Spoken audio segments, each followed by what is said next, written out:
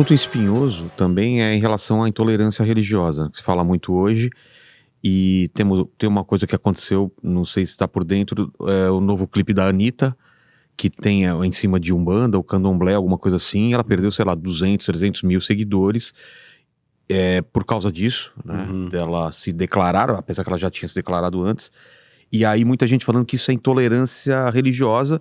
Queria colocar esse assunto, se as pessoas que um cristão vai ouvir ou vai assistir, se tem que estar alinhado com a própria fé, e se dentro de uma igreja tem essa liberdade de se falar sobre outras religiões e o impacto disso, né? Se isso é intolerância, se não é. Uhum.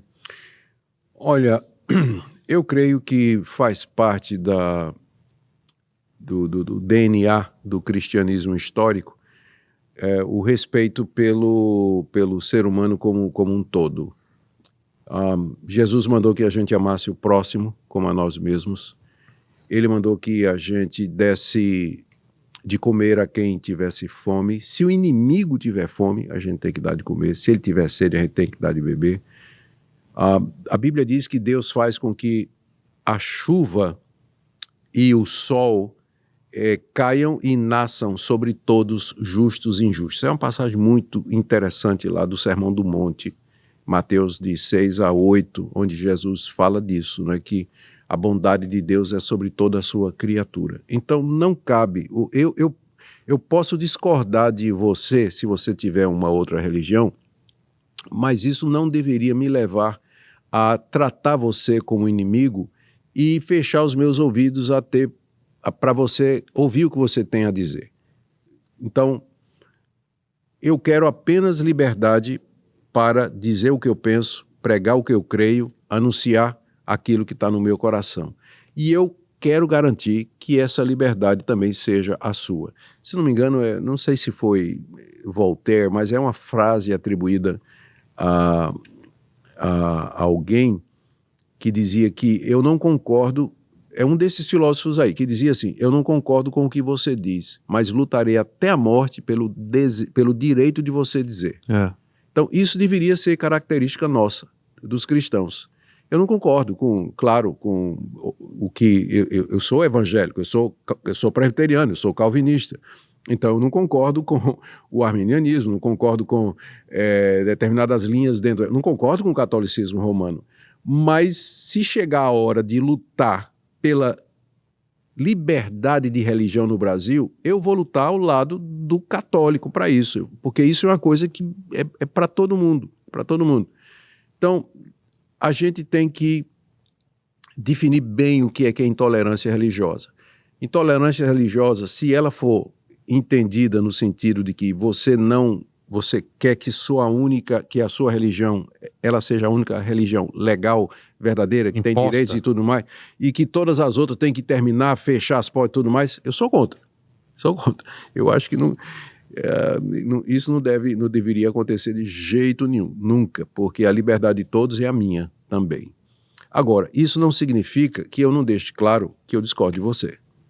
Eu digo, olha, eu amo você, cara, amo você de graça, gosto de você de graça, mas eu quero dizer que eu discordo de você nisso. E eu posso dizer isso a você sentado num café, tomando um café gostoso, comendo lá alguma coisa. Pão de queijo. Numa boa, pão de queijo, numa boa, posso fazer isso. Mas falar num púlpito, por exemplo, que essa ou aquela religião é do mal, é pecado, é coisa do demônio, isso é intolerância ou... Depende da maneira como é dito.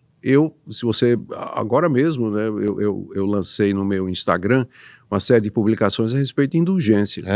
E dizendo com muita clareza que aquilo ali, a prática da indulgência, ela é contra a Bíblia. Entendi. Então não vejo isso como sendo uma intolerância. Intolerância seria se eu fosse insultuoso, desrespeitoso, porque eu não fui em nenhum momento.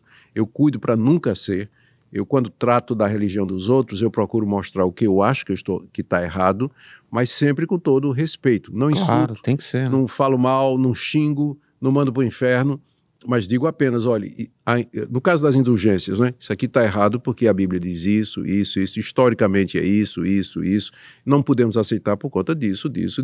É claro que no fim muita gente vai ficar com raiva de mim do mesmo jeito, mas eu acho que menos do que se eu chegasse e Agressivamente fala. fizesse tudo. Ô, Davi, queria saber se você tem alguma dúvida. Aproveite agora, Davi.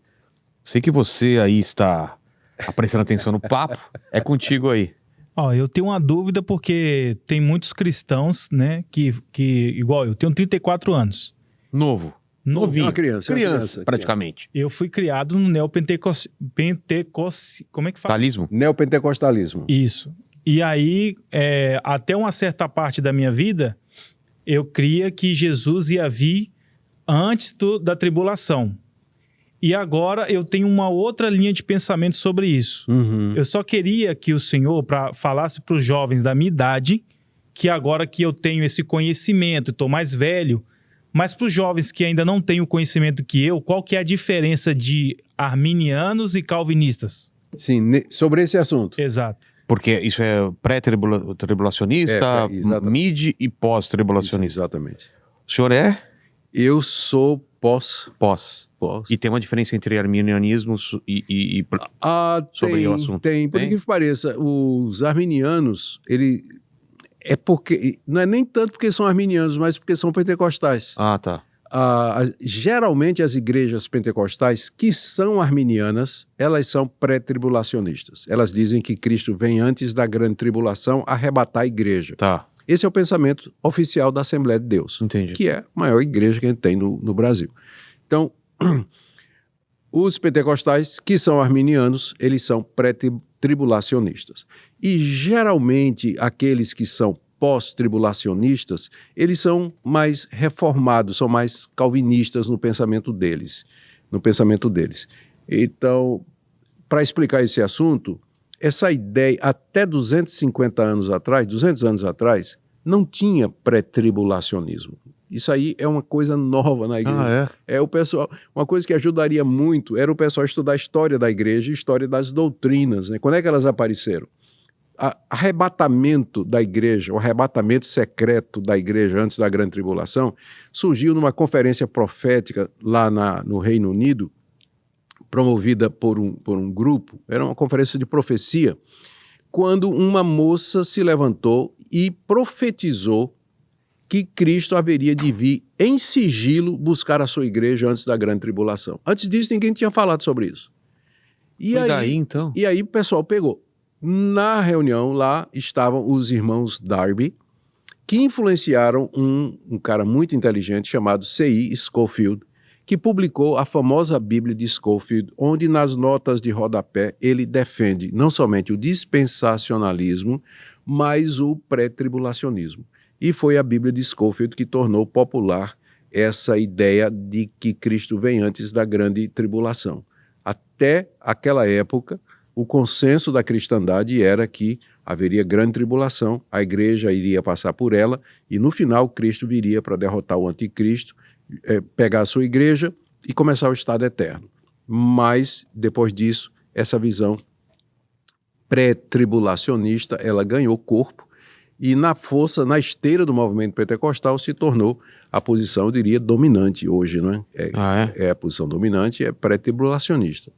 Então, mas os reformados, que são minoria, eles geralmente continuam com a posição histórica, antiga, não é? Que Cristo vem depois da grande tribulação. E o MID?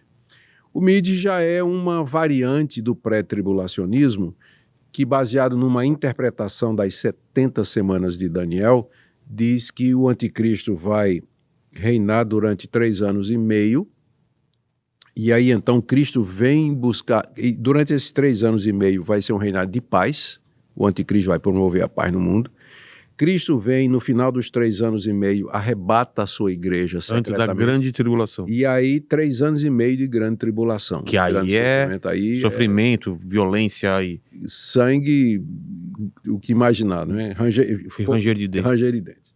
E aí ele volta uma segunda vez, dessa forma visível, no final da grande tribulação, para derrotar o anticristo, lançar o diabo no inferno e começar o milênio e outras coisas assim.